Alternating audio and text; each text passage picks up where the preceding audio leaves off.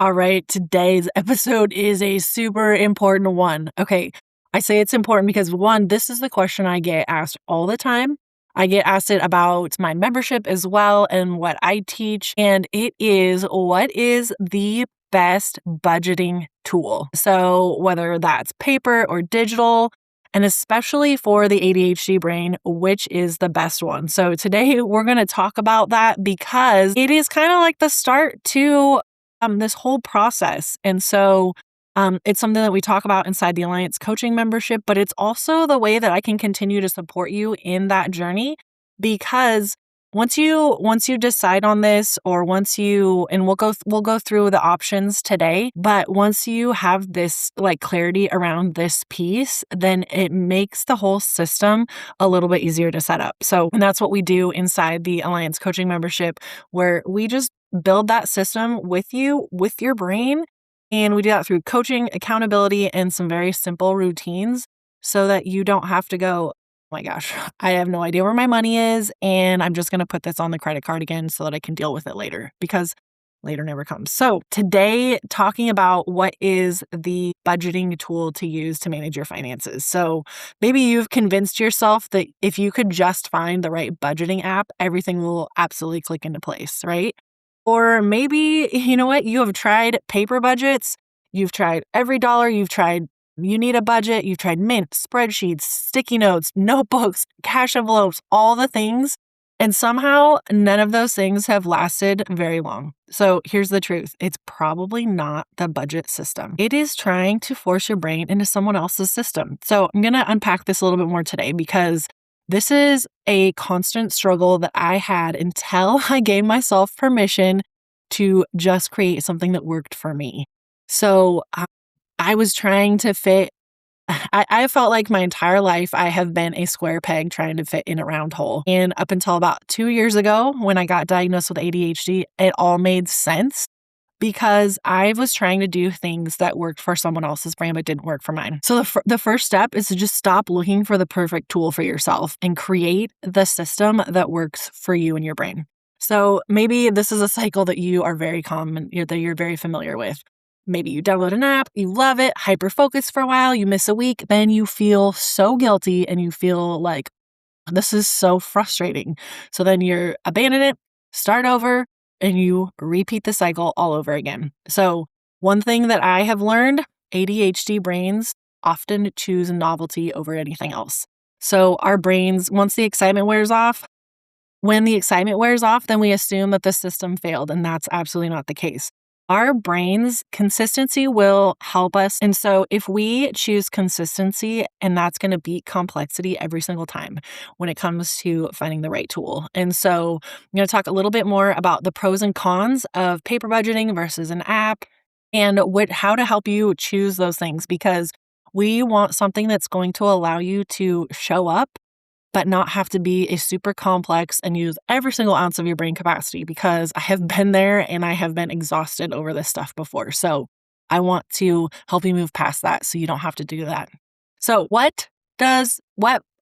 so if you are thinking about paper budgeting, so here's some pros and some cons about doing, old-fashioned pen and paper. One, it's less distracting. If that's something that is a huge challenge for you right now, maybe pen and paper is the thing. It's physically engaging. There are sometimes I will write stuff down just because I need my brain to help me remember it a little bit better. I might never look at it again. There is science about, to back that up. It also helps our memory when we do engage other parts of our senses. There's no notifications to go off. It feels intentional, and it's great if you are a visual learner and seeing things is really helpful for you. Some challenges could be it's easy to lose. So if you don't have a spot that you can go back to regularly for it, then if you lose it, then it might not be the best system for you. If it could be hard to update. It requires you to sit down and put some intention to it. It's not accessible when you're shopping unless you bring it with you, and it can become an out of sight, out of mind.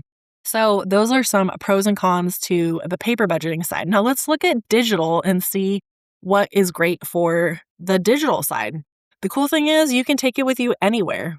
There's automatic syncing of your transactions, reminders, super fast updates. You can automate those recurring expenses, an easy way to generate reports if that's something that you need. Also, on the flip side, there could be too many features for you. The notification overload, maybe there's some subscription costs involved. It's easy to ignore, or it can become just another app on your phone that we can forget about, right? So the key is to kind of weigh those pros and cons and then ask ourselves these questions, because these are going to help us determine what is the best solution for us. So first one is, where do you naturally check information? Do you know when you need to look something up, do you grab your phone, or do you have a planner that helps you with your day-to-day? Do you go to your computer? Maybe it's your kitchen calendar. Wherever it is, meet your brain there. That's going to help you determine what is the best way for you to manage your finances. All right, so we talked about where. Now we're going to talk about the when. When do you remember to budget? So if this isn't part of your normal routine, that's absolutely okay. So pick a time that is going to help you build around other existing habits that you have. Then maybe something enjoyable. So maybe you're a morning person and so you want to check it in the morning. Maybe you're a Sunday afternoon person and you're like, all right, everyone's doing their thing. It's time. I can have some peace and quiet and look at it. Maybe it's on payday. Or maybe it's during coffee on a certain day of the week. So build that around some existing habits is going to be helpful. Just like if I have medication that I take, and so I put that next to my toothbrush so that I remember to take it. Those kinds of things. We want to help build some supports in place that are around something else that already exists in our day-to-day life. Okay, so the next question to answer for yourself is, do you need simplicity, or is detail something that's very important to your brain? So this is the part where when we talk about ADHD friendly money management, there is no one specific way to do this. So it is creating supports that match what you need in your life, in your style of managing money. So do you need simplicity, or is detail something that's really important to you? Because some brains like mine like to have all the categories. I like to have that so that I can see if things get missed. But others just need bills, spending, savings, and that's it. Okay, so it doesn't have to be super, super complicated if simplicity is the thing that's going to keep you moving forward. So that's question number 3. How about number 4? Do I avoid logging transactions? So in the big picture, when you get started, it's important to have that awareness and see where your money is going. So having that opportunity to put your transactions into, categories or look over those. If that's something that is hard for you to do, then automation is going to be your friend. And so if you enjoy writing, maybe paper is the best way that you can support your brain in this process. All right, this question right here is the most important one, because this is going to be the thing that makes or breaks your choice. And that is, what will I still use on my hardest day? Now, this is not your best day. This is not New Year's Day when we have all of that, just like that New Year's Day energy.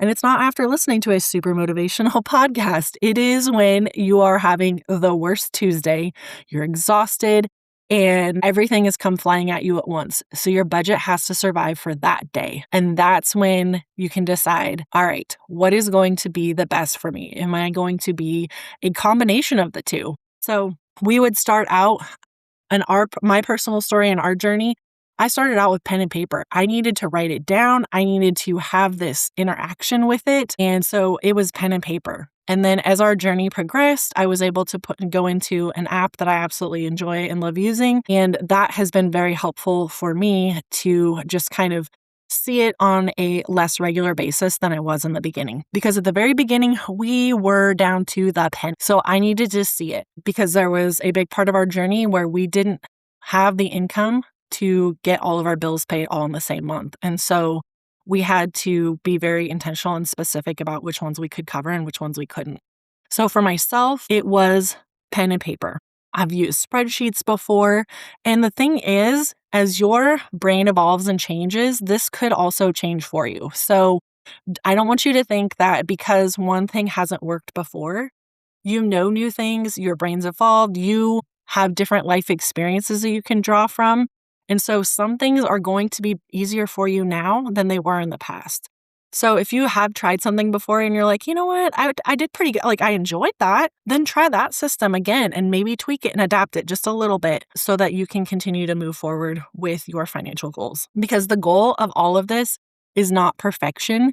It is when we hit a setback or something happens and we're like, well, that didn't go as planned, that we can jump back in and get restarted as quickly as possible. So the big takeaways from today's episode, there is no best universal budgeting system for the ADHD brain or anyone really.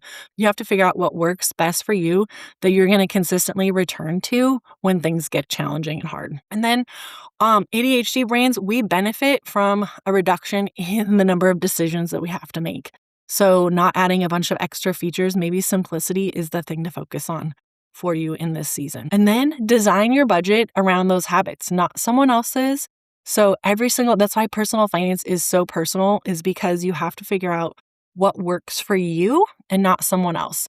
So listen to others that are in the same journey with you. And that's one of the things I love about our membership is that we get to share opportunities and we share things that are like, hey, this really worked well for me. And I even get new tips and ideas from people that I engage with because I haven't tried everything. I have tried a lot of things to manage money and to manage my ADHD with the money side. And so there's going to be something new and enjoyable and a way that you can adapt it for your life. But you have to figure out what works best for you and your life and your family and your goals. So I would love to, if you're interested in checking out the Alliance Coaching membership, again, I'll drop the info in the show notes for you and you can check it out. And choosing the right budgeting system for yourself and getting that set up is the very beginning. And then we can continue to work through some of those other things, maybe some of the emotional triggers that you have when it comes to the impulse spending or other things that have proven to be challenging for you when it comes to your money management, because I just shared this on Threads recently. If you're on Threads, come find me. I'm having some amazing fun on there and love engaging with people there. So I posted something there, you can have ADHD and build wealth. It is absolutely possible. We just cannot try and fit our brains into a neurotypical system that works for neurotypical people. So our brains work differently. Absolutely okay. We have to create a system that works best for you. And it's absolutely worth putting any little bit of energy that we have towards that because it's going to pay us back big time in the future. So thanks so much for listening to today's episode. I'd love to see you inside the Alliance and help you create a money management system that works for you, your brain, and your family. See you next time. Thank you for tuning in to the Debt Rebel Show today. Ready to take your family budgeting to the next level? Stop that paycheck to paycheck grind and start living debt-free? Head over to my website, debtrebelpodcast.com. That's DEBTREBEL podcast.com to grab resources, tools, and tips to make it happen. And don't forget, subscribe, leave a review, and if you know another family that would love hearing today's episode, it would be such a gift for both of us, your friend and me, if you share this episode. And remember, your debt-free life starts with one brave step, and I'm cheering you on every step of the way. We'll talk soon, Debt Rebel.